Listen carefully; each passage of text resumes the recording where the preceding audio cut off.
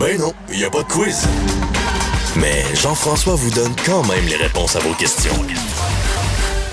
Dans la nuit de lundi à mardi, vous avez sûrement entendu ce son désagréable qui est l'alerte Amber. Probablement que vous étiez couché. Il y a eu une alerte parce que une femme et 2 enfants étaient portés disparus. On avait raison de craindre pour leur sécurité, bien évidemment. Ils ont été retrouvés aux États-Unis par la suite. Je sais que c'est pas le fun. Je veux dire, on fait tout le saut quand ça sonne. Mais en même temps, c'est un peu ça le but. T'sais, le but, c'est que tout le monde s'en rende compte et que tous ensemble, on cherche. Je suis un peu estomaqué par tous les commentaires que j'ai vus de gens que ça a dérangé. T'sais, c'est comme, hey, moi, je suis pas dans ce secteur-là. Je suis en plein milieu de ma nuit. Je suis obligé d'avoir l'alerte Amber.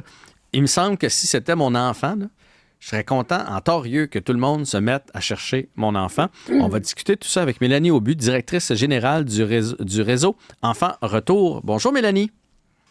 Bonjour. Donc, je veux qu'on reparle de l'alerte Amber. Pour moi, ça va de soi à quel point c'est utile, c'est essentiel. Puis quand j'ai entendu des gens comme un peu chialer à propos de ça, je vais dire, voyons, si c'était notre enfant, on serait tous contents. Donc, comment ça se fait qu'il y a des mauvais commentaires là-dessus? Vous en avez sûrement vu passer, vous aussi? Oui, effectivement.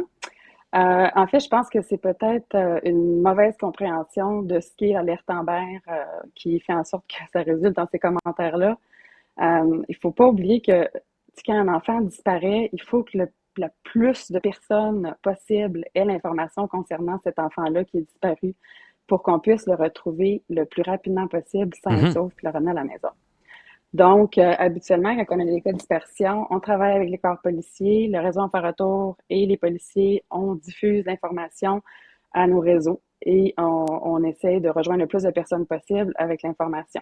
Dans le cas de l'alerte Amber, mais on est capable d'aller rejoindre encore plus de personnes le plus rapidement possible pour avoir une information qui va peut-être être le casse-tête, le morceau de casse-tête qui manque là, pour continuer l'enquête. Fait que c'est un outil essentiel et vraiment très, très, très important. Et ça se déclenche pas pour le fun, là. C'est pas quelqu'un qui fait « Hey, mon enfant revenait du parc à 16h, il est 16h15, il n'est pas arrivé, on n'envoie pas une alerte Amber. » Il y a des critères précis, une procédure qui doit être suivie avec le corps policier. Puis quand on déclenche cette alerte-là, ben c'est parce que tout ça est réuni, on pense être capable de le retrouver, puis on pense que l'enfant est en danger.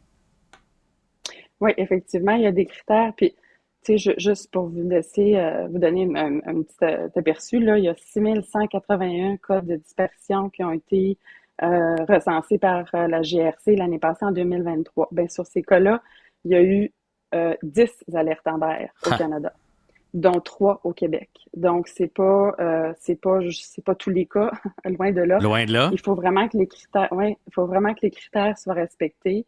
Il y en a 3. Premièrement, il faut vraiment qu'il y ait eu enlèvement. Là. Ça va de salaire d'aller du soin, mais il faut vraiment s'assurer qu'il y a eu enlèvement. Par quelqu'un d'autre ou par un parent, parce que ça arrive de temps en temps que c'est quelqu'un de la famille. Donc, que ce soit un enlèvement par une personne qu'on ne connaît pas ou quelqu'un de la famille, ça compte? Oui, exactement. Nous, si les dispersions, c'est soit une fugue, un enlèvement parental ou un enlèvement qui peut s'avérer criminel. Donc, ce sont les cas là, en ce moment, là, mais là, on parle surtout dans les alertes Amber d'enlèvement parental et enlèvement criminel. Le deuxième critère, c'est d'avoir un danger immédiat. Donc, lésions corporelles graves, danger de mort imminent. Et le troisième, c'est d'avoir des informations suffisantes parce que même si la personne est en danger, si on ne sait pas où elle est, avec qui elle est, s'il y a un suspect, y a-t-il une voiture, mais le critère 3 n'est pas rempli. Donc, le critère 3, bien, si on a des informations sur l'enfant, le suspect, une voiture ou autre détail, bien, le critère 3 aussi il est rempli et alors là, l'alerte Amber est déclenchée. Fait que 3 pour une année, je pense pas que ça a bousillé la vie de personne, surtout quand on sait que chaque minute compte. C'est vraiment important, particulièrement les premières minutes suivant un enlèvement. Oui, effectivement, les premières minutes, les premières heures, mais effectivement, les premières minutes sont cruciales pour trouver un enfant. Après ça, on peut facilement perdre la trace. Donc, pouvoir diffuser l'information au plus de gens possible, le plus rapidement possible, c'est vraiment essentiel. Comment se fait la collecte d'informations par la suite, là, advenant le cas où, mettons, moi, je suis sur la route, là, vous dites une petite Toyota bleue, puis là, je pense que je l'ai vu.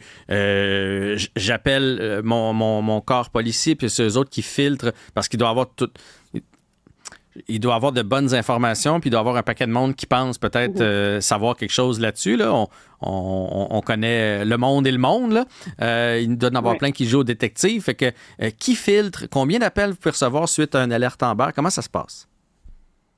Habituellement, dans le cas d'alerte Amber, je dirais que 90% des appels vont directement au 911, qui, eux, sont équipés pour recevoir les appels et valider les informations des appels qui sont reçus.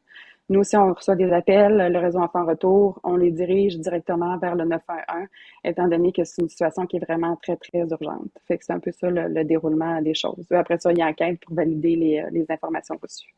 Puis, est-ce que vous êtes au courant, parce que là, je sais que vous ne travaillez pas pour la police non plus, la police ne nous dit pas tout, mais jusqu'à quel point les infos reçues dans les cas, là, les 3, mettons, alertes Amber qu'on a eu au Québec, jusqu'à quel point ces informations-là de monsieur, madame, tout le monde aident à retrouver l'enfant qui est porté disparu?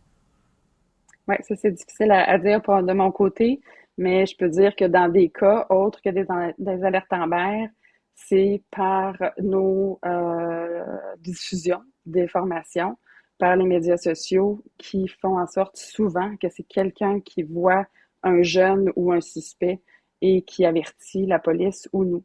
Donc, ça reste, je ne sais pas exactement c'est quoi le pourcentage, mais ça reste un outil qui est vraiment très, très important. Comme la semaine passée, en fait, avec Jordan qui a disparu et c'est quelqu'un qui a vu notre affiche qui a avisé la police et qui a retrouvé le jeune de 10 ans qui avait fui de la maison. Oui, on parle pas de l'alerte Amber, là, on parle de l'autre cas, cette Non, photo qu'on a ça. vu passer dans les médias sociaux. Là, si on était sur Facebook, Twitter, Instagram, la photo a circulé. Donc, dans le fond, c'est quelqu'un qui l'a vu passer sur ses médias sociaux ou votre affiche. On mémorise un peu le visage. La personne l'a vu, puis c'est elle, dans le fond, qui a aidé à le retrouver. Exactement. Donc, c'est le même principe pour le cas des alertes Amber. Quelqu'un peut voir. Puis là, je reviens à votre point du début. Là, c'est vrai que c'est fatigant à recevoir une alerte Amber, surtout la nuit. Là. Le son n'est pas agréable, on va se le dire. Non, c'est pas agréable, mais c'est fait pour ça, justement. Puis on m'a dit récemment dans un commentaire, je dors, comment est-ce que je peux voir quelque chose? Mais ça prend une personne qui est réveillée, qui est à la bonne place au bon moment, puis qui voit quelque chose. Donc, si vous dormez, c'est vraiment désagréable, c'est vraiment plate, mais c'est pas fait pour vous, cette alerte Amber-là, c'est fait pour sauver un enfant. Puis il faut trouver cette personne-là qui a peut-être vu quelque chose. Oui, puis il faut bien comprendre que vous ne pouvez pas commencer... En tout cas, la technologie n'est pas là pour l'instant à scanner la personne qui dort, la personne qui n'est pas dans la bonne région. Ça s'envoie à tout le monde. Puis à 3 sur 365 jours, là, je pense pas que ça a bousillé la vie tant que ça des Québécois et des Québécoises. Puis ce que vous disiez tantôt, là, par exemple, avec Jordan qui a été retrouvé versus l'alerte Amber, c'est que lui, comme c'était une fugue, on ne pouvait pas déclencher l'alerte Amber. Fait que c'est pour ça qu'il y a 2 modes de fonctionnement. Oui, exactement. Puis en fait, dans son cas, c'est surtout le critère 2, là, le critère de danger immédiat n'était pas rempli, étant donné il est parti par lui-même, il n'est pas parti avec un suspect et il n'y avait pas de danger immédiat là, qu'on pouvait voir à ce moment-là. Là. Mais bref, continuez votre bon travail. Moi ça m'a réveillé, mais je me suis rendormi par la suite. Puis le plus important, c'est qu'on a retrouvé ces enfants-là. C'est tout ce qui compte dans ce genre de recherche-là, dans ce genre d'alerte Amber. Alors, Mélanie Aubu, directrice générale du réseau Enfants Retour, merci d'avoir clarifié ce que c'est une alerte Amber et rappelé à tout le monde que c'est fort utile. Parfait, merci à vous. Merci.